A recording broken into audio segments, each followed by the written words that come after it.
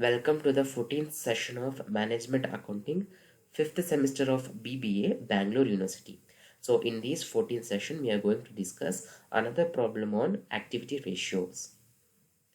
Recap of previous class. In the previous session also, we discussed activity ratios, concept and one problem. So the second problem be like, the following information is given about Mr. White and Rose Limited for the year ending December 31st, 2020. So the information we have is stock turnover ratio 6 times, gross profit ratio 20% on sales, sales for the year rupees 3 lakh, closing stock is rupees 10,000 more than the opening stock. That means they are not mentioning the values of closing stock either opening stock.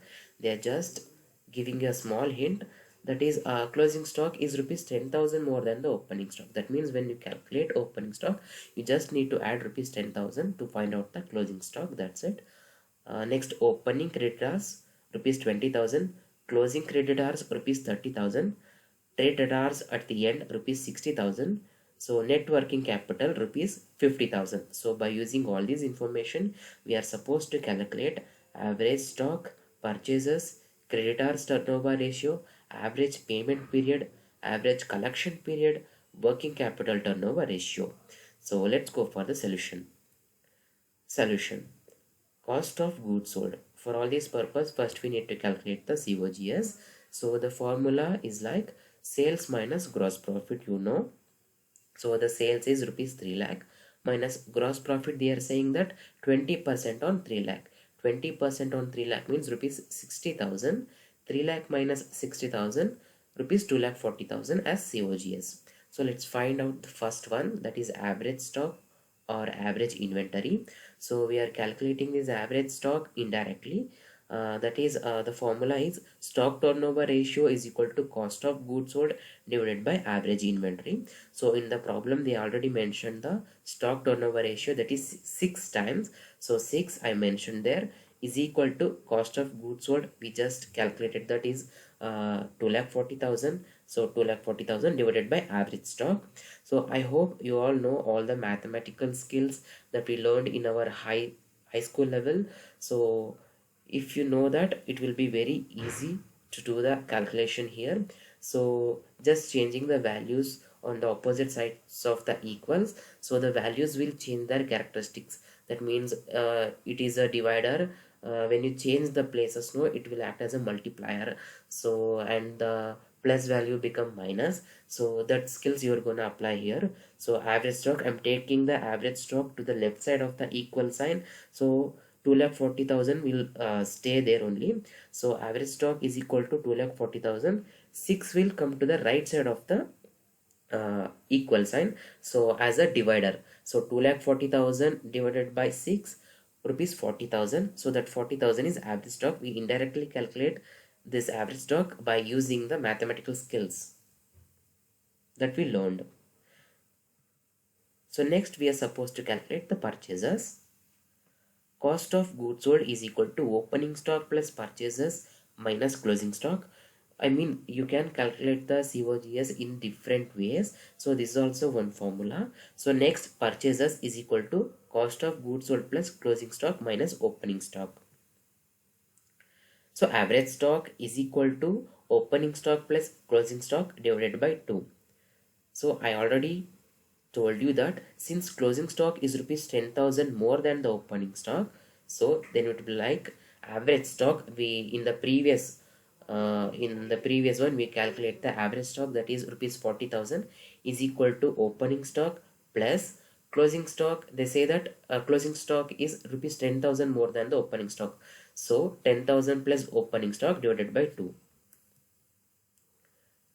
So I'm taking this 2 to the left side of the equal sign. So then it will become 40,000 into 2, that is 80,000 is equal to here opening stock plus 10,000 plus opening stock. That means there is a 2 opening stocks. So 2 opening stocks plus 10,000.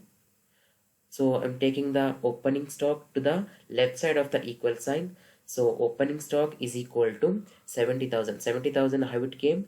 8,000 come to this side. That means minus 80,000. Minus 80,000 plus 10,000, it will become minus 70,000. We are ignoring the minus value here, so we are considering 70,000 only, 70,000, so that 2 will act as a divider. So 70,000 divided by 2 is equal to 35,000, that is opening stock. So in the problem we already said that closing stock will be rupees 10,000 more than the opening stock. We calculate the closing stock, we calculate the opening stock, that is rupees 35,000. You just need to add 10,000. So then the closing stock will become 35,000 plus 10,000 is 45,000. So let's apply the formula and values.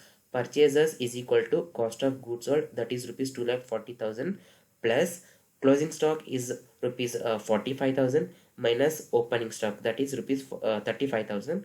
So then you'll get rupees 2,50,000 as purchases. So the next one we need to calculate creditors turnover ratio. The formula is net credit purchases divided by average account payable. Accounts payable include creditors and bills payable. So average accounts payable is equal to opening creditors plus bills payable plus closing creditors plus bills payable divided by 2. So apply the values. Rupees 20,000 plus 30,000 divided by 2. So when you do the calculation, it will be rupees 25,000 as average account payable. Next, creditors turnover ratio. Net credit purchase, in the previous one we calculate the purchases, that is 2,50,000 divided by, we just recently calculate the average account payable, that is rupees 25,000. So when you divide that, it will be 10 times. The 10 times is creditors turnover ratio. So next we are supposed to calculate the average payment period. So the formula is months or days in a year divided by creditors turnover. Average payment period in days is equal to, there is a 365 days in a year, so 365 divided by creditors turnover ratio we just recently calculated, that is C. 10 is equal to average payment period in days will be 36.5 days. Next, debtors collection period is equal to average debtors into 365 divided by net credit sales. Average collection period in days is equal to average debtors is 60,000 into 365. In the problem they mentioned that is sales is rupees 3 lakh, so 3 lakh. So when you do that, so 73 days will come. So that is average collection period in days. The next one, working capital turnover ratio.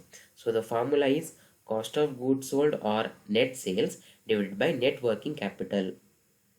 So we already calculated that cost of goods sold, that is rupees 2,40,000 divided by net working capital. In the problem they mentioned that is 50,000. So 2,40,000 divided by 50,000, that is 4.8 times. That is working capital turnover ratio. Thank you. Have a nice day.